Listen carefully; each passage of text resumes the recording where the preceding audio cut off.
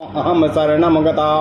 अथ श्री अग्नि महापुराण पंचनवतितमो अध्याय प्रतिष्ठा काल सामाग्न्यादि विधि। ओम नमः शिवाय ओम नमः शिवाय ओम नमः शिवाय। ईश्वर वाचो वक्ष्ये लिंग प्रतिष्ठां च प्रासादे भुक्ति मुक्तिदां ताम चरेत सर्वदा मुक्तो भुक्तो देव दिने सती। ओम नमः शिवाय। बिना चैत्रेण माघादौ प्रतिष्ठा मास पंचके गुरु शुक्रोदये कार्या प्रथमे करणत्रये शुक्ल पक्षे विशेषेण कृष्णेप्या पंचमं दिनं चतुर्थीं नवमीं षष्ठीं वर्जयित्वा चतुर्दशीं सोमनास्तिस्थयः शेषा क्रूरवार विवर्जिता शतभिषाधनिष्ठार्द्रा अनुराधोत्तरात्रयम् रोहिणी श्रवणश्चेति स्थिरारंभे महोदयाः लग्नं च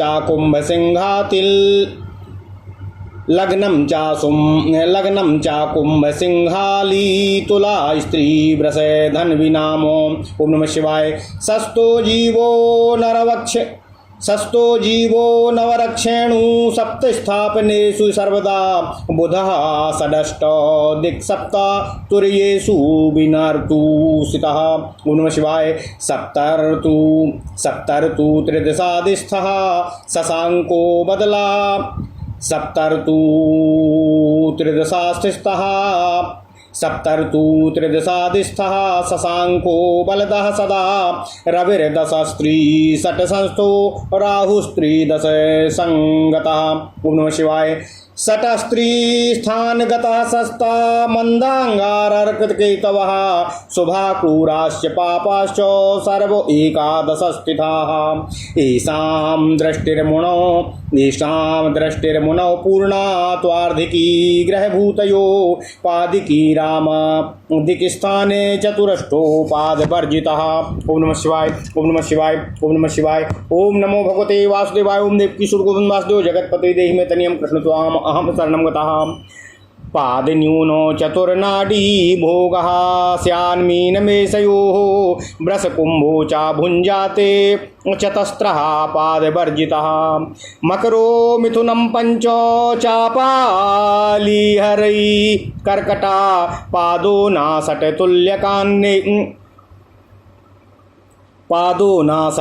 तुलाकन्ये घटिका सार्ध पंच चाम केसरी वृषभः कुंभा स्थिरः स्युः सिद्धिदायकाः औचरा धनुस्तूला मेषा और द्विस्वभावास्तृतीयकाः।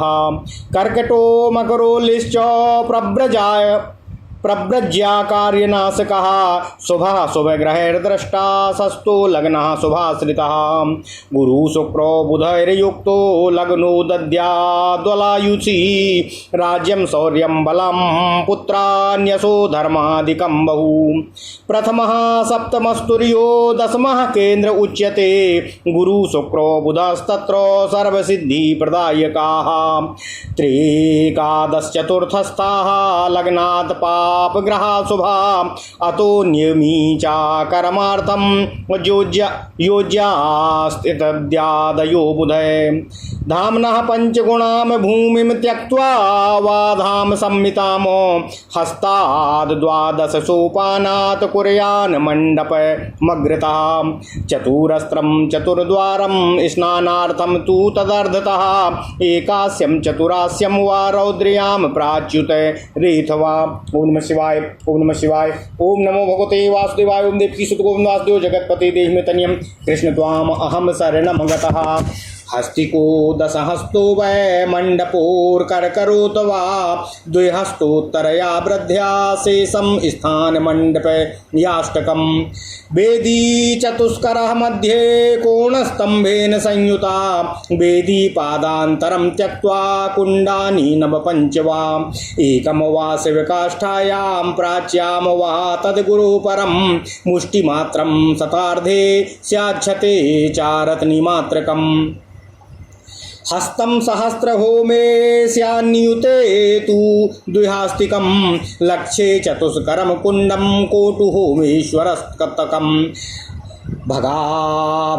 भगाभिमग्नो खण्डेन्दु दक्षेत्यस्त्रं च नैर्यते षडस्त्रं वायवे पद्मं सौम्ये चाष्टास्त्रकं शिवे तिर्यक्पात समं खातो मूर्ध्वं मेखलया सह तद्बहिर्मेखलास्त्रिष्टो अवेद बहिनीयमाङ्गुले अङ्गुलै षड्भिरेका वा कुण्डाकारास्तु मेखलाः तासामुपरि योनिः स्यान्मध्ये स्वतलदलाकृतिः उच्छायेणाङ्गुलं तस्मात् द्विस्तारेणाङ्गुलाष्टकं धैर्यं कुण्डार्धमानेनो कुण्डकण्ठो समोदरः पूर्वाग्निन्यां कुण्डानां योनिः स्यादुत्तरानना पूर्वानना तु शेषाणामयसान्येनन्तरा ययुः कुण्डानाम यश्चतुर्विंशे भागः सोऽङ्गुल इत्यतः प्लक्षोदुम्बरकाश्वत्थो बटजास्तोरणाक्रमात्। ओम नमः शिवाय। शांति भूति बलारोग्य पूर्वाद्यानामतः क्रमात् पंच षट् सप्त हस्तानि हस्तखाता स्थितानि च तदर्घ विस्तराणि स्युर्युरतान्यामृदलादिभिः इन्द्रायुधोपमा रक्ता कृष्णा धूम्रा शशि प्रभा सुकाभा हेम वर्णा चा पताका स्फाटिकोपमा पूर्वादितोब्जजे रक्ताः नीलान्तरस्य नैर्यते पंचहस्तास्तदर्धाश्च ध्वजा दीर्घाश्च विस्तराः हस्तप्रदेशिता दण्डा ध्वजानां पंचहस्तका वाल्मीकदन्ती दन्ताग्रा तथा वृषभशृङ्गतः पद्मपञ्चाग्द्वारहाश्च गोष्ठादपि चतुष्पथातो मृत्तिका द्वादशग्राह्या वैकुण्ठेष्टौ पिनाकिना वन्यग्रोधोम्बुरा स्वत्तो चूत जम्बूत्वगुदे भवम्। ओम नमः शिवाय। कषाय पंचकं ग्राह्या मार्तवं चाफलाष्टकं तीर्थांभासी सुगंधीनी तथा सर्वौषधि जलम शास्तं पुष्पफलं भक्षे रत्नगोशृङ्गवारी च स्नानायापहरेत् पंचगव्यामृतं तथा पिष्टनिर्मितवस्त्रादि द्रव्यं निर्मज्जनाय च सहस्रसूशिरं कुम्भं मण्डलाय च रोचनां शतमोषधीमूलानां विजया लक्ष्मणा बला गुड्डूच्यति बला पाठा सहदेवा शतावरी। ओम नमः शिवाय। ओम नमः शिवाय। ओम नमो भगवते वासुदेवाय। ओम देवकी सुत गोविंद वासुदेव जगतपते देहि मे तनियम कृष्ण त्वाम अहम शरणम गतः रिद्धि सुवर्चला वृद्धि स्नाने प्रोक्ता पृथक पृथक रक्षाय तिलदर्भाद्यम भस्म स्नानम तु केवलम यवगोधूम बिल्वानाम चूर्णानि च विलक्षणः यवगोधूम बिल्वानाम चूर्णानि च विचक्षणः विलेपनं सकर्पूरं स्नानार्थं कुम्भगण्डकानो खट्वाम चातुलिका युग्मं सोपधानं सवस्त्रकं कुर्याद्वित्तानुसारेण सैने लक्ष्य कल्पने घृत छौद्रयुतम पात्रं कुर्यात् स्वर्णशलाखिकामो वर्धिनीं शिवकुम्भं च लोकपालघटानपि एकम निद्राकृते कुम्भं शान्त्यर्थं कुण्डसंख्यया द्वारपालादि धर्मादि प्रशान्तादि घटानपि वास्तुलक्ष्मी गणेशानां कलशानपैरानपि धान्यपुञ्ज कृताधारान् सवस्त्रान् स्रवीभूषितानो सहिराण्ड्यान् समालब्धान् गन्धपानीयपूरितानो पूर्णपात्रो फलाधारान् पल्लवाढ्यान् सलक्ष्मणानो वस्त्रैराच्छादयेत कुम्भानाहरेद गौरसरसपानो अभिकिरार्थं तथा लाजाजिज्ञान खड्गं चापूर्ववतो सापिधानां चरुस्थालीं देवीं चाताम्रनिर्मितामो अघृतछौन्द्रान्वितं पात्रं पादाभ्यङ्ग्यकृते तथा विष्टरास्त्री शतादर्भोदलैर्बाहुरप्रमाणिकम् चतुरस्तत् द्वापालान् सा परेधीनपि। ओम नमः शिवाय। तिलपात्रम हविषपात्रो मर्घपात्रम पवित्रकम फलविंशति मानानि घंटा धूप प्रदानकम। ओम नमः शिवाय। शुकश्रुवो पिटकम पीठम व्यजनम शुष्कमिंधनम पुष्पम पत्रम गुग्गुलम च घृतैर्दीपांस्य धूपकम। ओम नमः शिवाय। अक्षतानि त्रिसूत्रीं च पंचमांज्यम यवास्तितलानो कुशः शान्त्यै त्रिमधुरम समिधो दश पर्विकाः बाहुमात्रम श्रुवम हस्तो मरकादिग्रह शान्तये समिधोर्कपलासूत्था खादिरा मार्ग पिप्पलाः उदुम्बर समीदूर्वा कुशोत्था शतमष्ट च तद्भावे यवतिलाग्रहोपकरणम तथा स्थाली दर्वी पिधानादि देवादिर्भ्यो सुखद्वयन् मुद्रा मुकुटवासांसि हार कुंडल कंकणानो पुरयादाचार्य पूजार्थम अवित्त साठ्यम विवर्जयेतो तत्पाद पादहीना चा मूर्ति भ्रदस्त्रो जापि नामो पूजा स्वाज्यापीभिस्तुल्याः विप्रदैवज्ञ शिल्पी नामो वज्रार्क शांतो नीलाति नीलमुक्ता फलानि च पुष्प पद्मादिरागम च वैडूर्या रत्नमस्तकम् पुष्प पद्मादिरागम चा वैढूर्यम रत्नमष्टमम उसीरमाघ वक्रांताः रक्त चंदन का गुरु श्रीखंडम सारिकम कुष्ठम संखिनी ह्योषधि गणः हेम ताम्रो मयोरंगम राजितम चा संकास्यकम शीशकम चेति लोहानी हरितालम मनः शिलः गैरिकम हेममाक्षिकम पारदौ बहिनी गैरिकम। ओम नमः शिवाय। गंध का भ्रक्रमित्यष्टो धातवो व्रीहयस्तथा गोधूमान् सतिलान् मांसान् अमुदगानाप्याहरेद्यवानो निवारांस्यमा निवारांश्यामकानेवम् अव्रीडयोप्यष्ट कीर्तितः। ओम नमः शिवाय। ओम नमः शिवाय। ओम नमः शिवाय। ओम नमो भगवते वासुदेवाय। ओम देवकी सुत गोविंद वासुदेव जगतपते देहि मे तनियम कृष्ण त्वाम अहम शरणं गता। अथ श्री अग्नि महापुराण पंचनवतितमो अध्यायः 95वां अध्याय प्रतिष्ठा कालिक सामग्री आदि विधान। ओम नमः शिवाय। ओम नमः शिवाय। ओम नमः शिवाय। ओम नमो भगवते वासुदेवाय। ओम देवकी सुत गोविंद वासुदेव जगतपते देहि मे तनियम कृष्ण त्वाम अहम शरणं गता। देवाधिदेव भगवान श्री शिव शंकर जी ने कहा, हे स्कंध, अब मैं मंदिर में लिंग स्थापना की विधि का वर्णन करने जा रहा हूँ जो भोग और मोक्ष को देने वाली है। यदि मुक्ति के लिए लिंग प्रतिष्ठा करनी हो तो उसको हर समय किया जा सकता है, परंतु यदि भोग सिद्धि के उद्देश्य से लिंग स्थापना करने का विचार हो तो देवताओं का दिन उत्तरायण होने पर ही यह कार्य करना चाहिए। माघ से लेकर 5 महीनों में चैत्र को छोड़कर देव स्थापना करने की विधि है।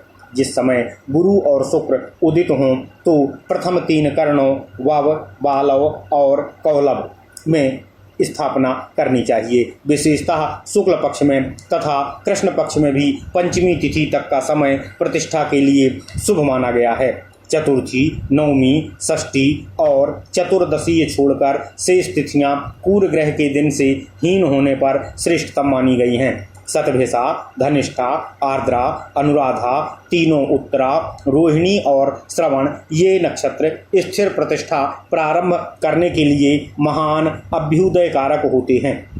कुंभ, सिंह, वृश्चिक, तुला, कन्या, वृक्ष ये लग्न श्रेष्ठ बताए गए हैं। बृहस्पति तृतीय, अष्टम और द्वादश को छोड़कर शेष 9 स्थानों में शुभ माने गए हैं। 7 स्थानों में तो वे सर्वदा ही शुभ होते हैं। छठे, 8वें, 10वें, 7वें और चौथे भावों में बुध की स्थिति हो तो वे शुभ कारक होते हैं। इन्हीं स्थानों में छठे को छोड़कर यदि शुक्र हो तो उनको अशुभ कहा गया है।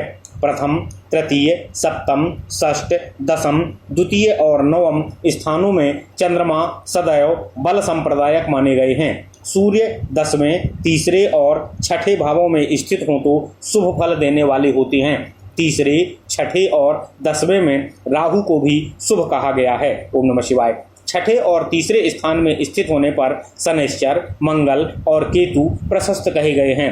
शुभ ग्रह, कूर ग्रह और पाप ग्रह सभी 11वें स्थान में स्थित होने पर श्रेष्ठ बताए गए हैं। अपनी जगह से सप्तम स्थान पर ही इन समस्त ग्रहों की दृष्टि पूर्ण अर्थात चारों चरणों से युक्त होती है। 5वें और 9वें स्थानों पर इनकी दृष्टि आधी अर्थात 2 चरणों से युक्त बतलाई गई है। तृतीय और 10वें स्थानों पर ये ग्रह एक पाद से देखते हैं तथा चौथे एवं 8वें स्थानों पर इनकी दृष्टि 3 चरणों से युक्त होती है। मीन और मेष राशि का भोग 4.25 नाड़ी तक है।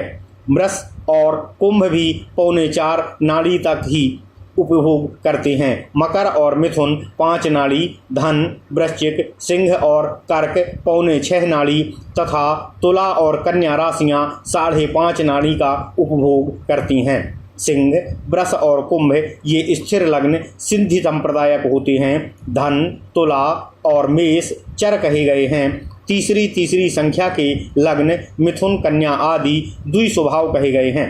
कर्क, मकर और वृश्चिक ये प्रव्रज्या अर्थात संन्यास कार्य के नाशक हैं। जो लग्न शुभ ग्रहों से देखा गया हो वह श्रेष्ठ माना गया है। बृहस्पति, शुक्र और बुध से युक्त लग्न धन, आयु, राज्य, शौर्य अथवा सौख्य, बल, पुत्र, यश तथा धर्म आदि वस्तुओं को अधिक मात्रा में संप्रदान करता है। कुंडली के 12 भावों में से प्रथम, चतुर्थ, सप्तम और दशम को केंद्र कहते हैं। उन केंद्र स्थानों में यदि गुरु, शुक्र और बुध हों तो वे संपूर्ण सिद्धियों के दाता होते हैं। लग्न स्थान से तीसरे, 11वें और चौथे स्थानों में पाप ग्रह हों तो वे शुभ कारक होते हैं। इसलिए इनको तथा इनसे भिन्न शुभ ग्रहों तथा शुभ तिथियों को विद्वान पुरुष को प्रतिष्ठा कर्म के लिए योजित करना चाहिए। मंदिर के बराबर ही या सीढ़ी से 10 हाथ आगे तक की भूमि छोड़कर मंडप निर्माण करना चाहिए। ओम नमः शिवाय, ओम नमः शिवाय, ओम नमः शिवाय। वह मंडप चतुरस्र और 4 दरवाजों से युक्त हो। उसकी आधी भूमि को लेकर स्नान के लिए मंडप बनाएं और उसमें भी 1 या 4 दरवाजा हों। यह स्नान मंडप ईशान, पूर्व अथवा उत्तर दिशा में होना चाहिए। प्रथम 3 लिंगों के लिए 3 मंडपों का निर्माण करना चाहिए। पहले मंडप की हास्तिक संज्ञा है, वह 8 हाथ का होता है। शेष 2 मंडप 1 हाथ बड़े होंगे, अर्थात दूसरा मंडप 9 हाथ का और तीसरा मंडप 10 हाथ का होगा। इसी तरह अन्य लिंगों के लिए भी प्रति मंडप 2 हाथ की भूमि बढ़ा दें, जिससे 9 हाथ बड़े 9वें लिंग के लिए 22 हाथ का मंडप संपन्न हो सके। ओम नमः शिवाय। प्रथम मंडप 8 हाथ का, 10 हाथ का अथवा 12 हाथ का होना चाहिए। शेष 8 मंडपों को 2 हाथ बढ़ाकर रखें। इस तरह कुल 9 मंडप होने चाहिए। पाद आदि से वृद्ध लिंगों की स्थापना में पादों अर्थात पायों के अनुसार मंडप बनाएं। बाणलिंग, रत्नलिंग तथा लौहलिंग की स्थापना के अवसर पर हास्तिक अर्थात 8 हाथ वाले मंडप के अनुसार सब कुछ बनावें, अथवा जो देवी का प्रसाद हो उसके अनुसार मंडप बनावें। समस्त लिंगों ओम नमः शिवाय, ओम नमः शिवाय, ओम नमः शिवाय। ओम नमो भगवते वासुदेवाय। ओम देवकी सुत गोविंदास्तु जगतपते देहि मे तनियम कृष्ण त्वाम अहम शरणं गतः।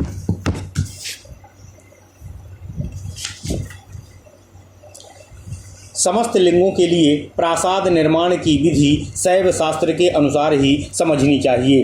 घन, घोष, विराग, कांचन, काम, राम, सुवेश, घरमर तथा दक्ष ये 9 लिंगों के लिए 9 मंडप के नाम हैं। चारों कोणों में 4 खंभे हों तथा दरवाजों पर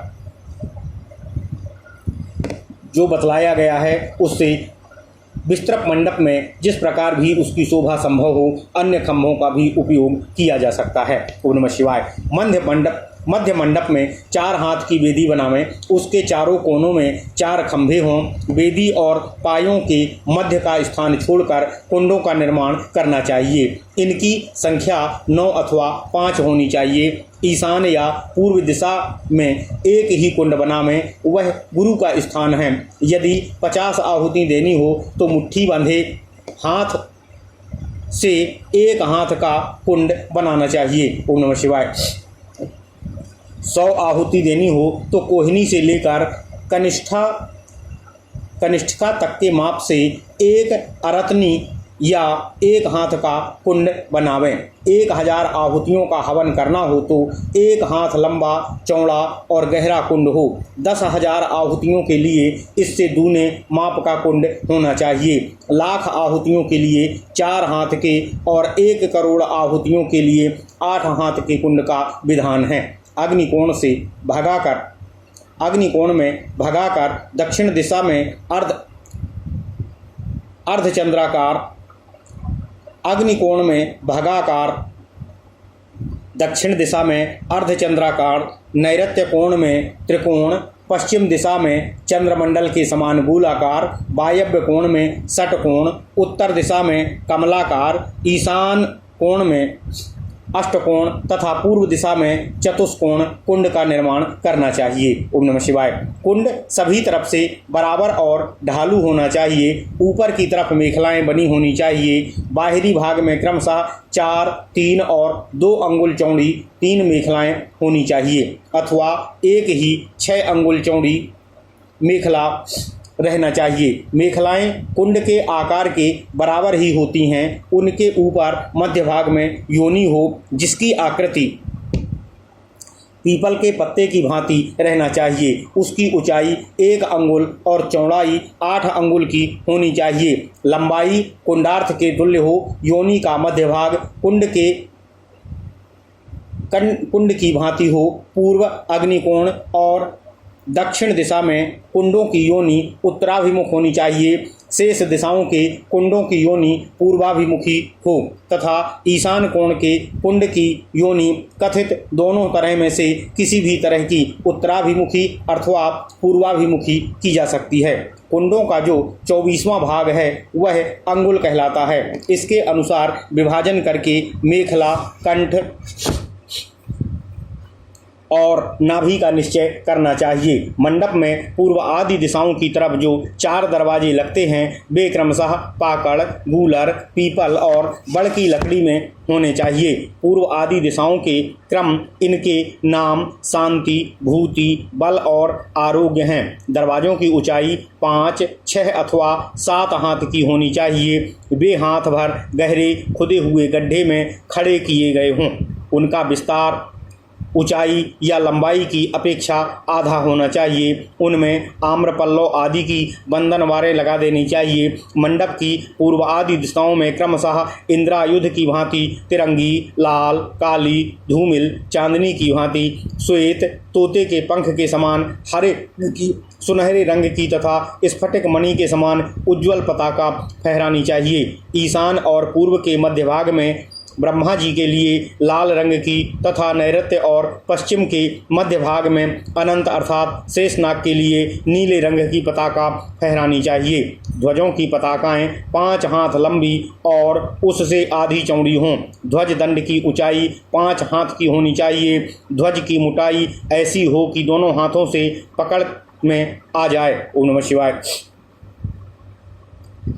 पर्वत शिखर, राजद्वार, नदी तट, घोड़सार, हाथीसार, बिमौट, हाथी के दांतों के अग्रभाग से कोड़ी गई भूमि, सांड के सींग से खोदी गई भूमि, कमल समूह के नीचे के स्थान, सुअर की खोदी हुई भूमि, गौशाला तथा चौराहा, इन 12 स्थानों से 12 तरह की मिट्टी लेनी चाहिए। भगवान श्री हरि विष्णु की स्थापना में ये 12 मृत्तिकाएँ तथा भगवान श्री हरि विष्णु की स्थापना में ये 12 मृत्तिकाएँ तथा भगवान शिव की स्थापना के लिए 8 तरह की मृत्तिकाएँ ग्राह्य हैं। बरगद, गूलर, पीपल, आम और जामुन की छाल से उत्पन्न हुई 5 तरह की गोंद संग्रहणीय हैं। 8 तरह के ऋतु फल मंगा लेने चाहिए।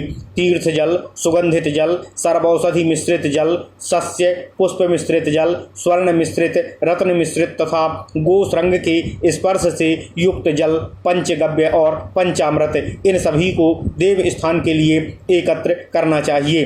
विघ्नकर्ताओं को डराने के लिए आटे से बने हुए वज्र आदि आयुध द्रव्यों को भी प्रस्तुत रखना चाहिए। छिद्रों से युक्त कलश तथा अंगज कृत्य के लिए गोरोचन भी रखना चाहिए।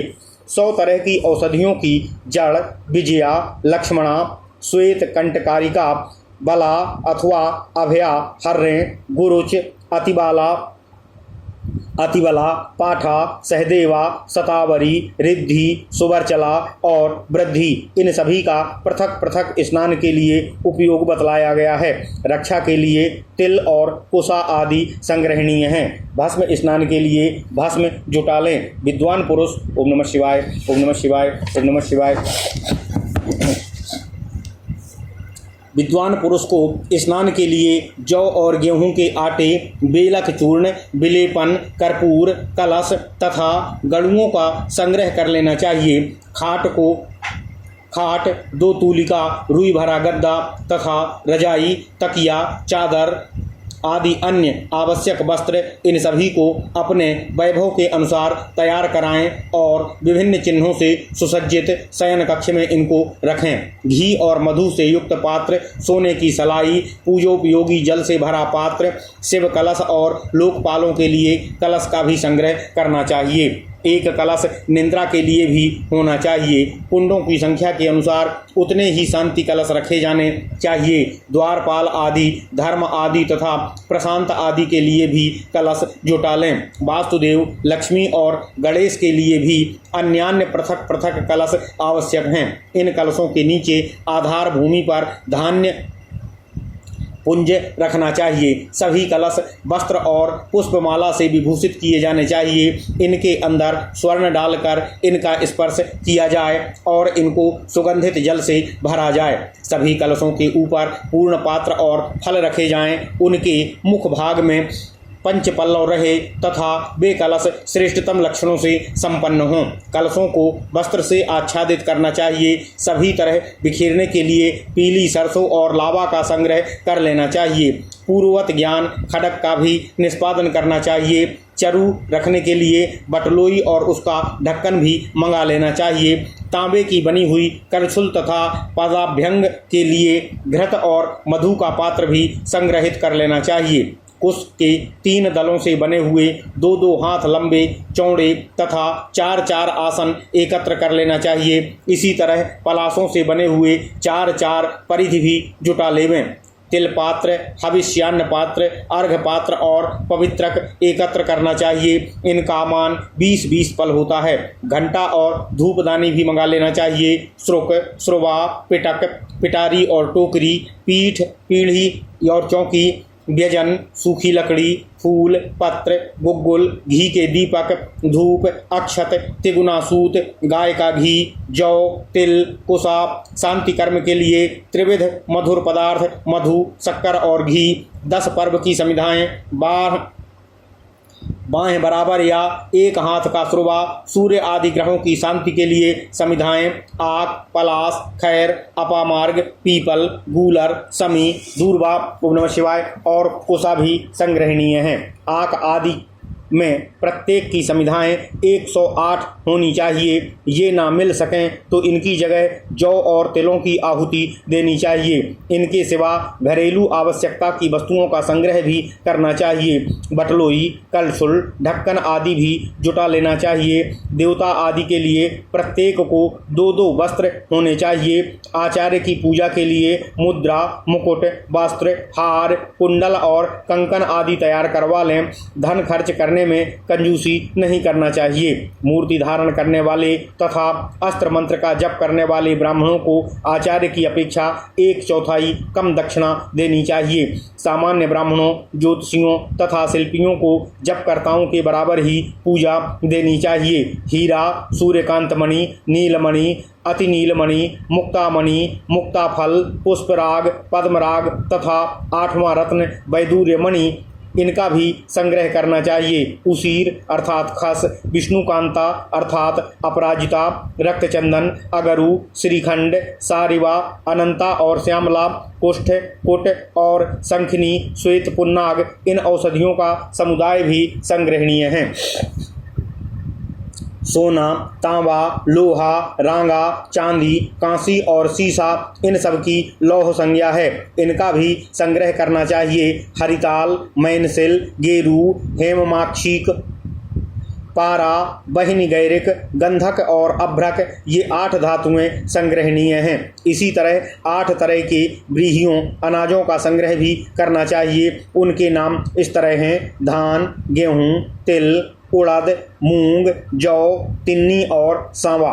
ओम नमः शिवाय, ओम नमः शिवाय। इस प्रकार महापुराणों में श्रेष्ठ श्री विष्णु वामपाद स्वरूप श्री कृष्ण द्वैपायन भगवान श्री व्यासकृत श्री अग्नि महापुराण अंतर्गत आगत विषयों का विवेचन संबंधी 95वां अध्याय पूर्ण हुआ। ओम नमः शिवाय। इत्यादि महापुराणे भगवान श्री वेद व्यासकृत श्री विष्णु वामपाद स्वरूपे श्री अग्नि महापुराण अंतर्गते प्रतिष्ठा काल सामग्र्यादि विधि कथनम नाम 95तमो अध्यायः। ओम नमः शिवाय, ओम नमः शिवाय, ओम नमः शिवाय। ओम नमो भगवते वासुदेवाय। ओम देवकी सुत गोविंदास्तु जगतपते देहिमे तनियम कृष्ण त्वाम अहम शरणम गतः। ओम नमः शिवाय।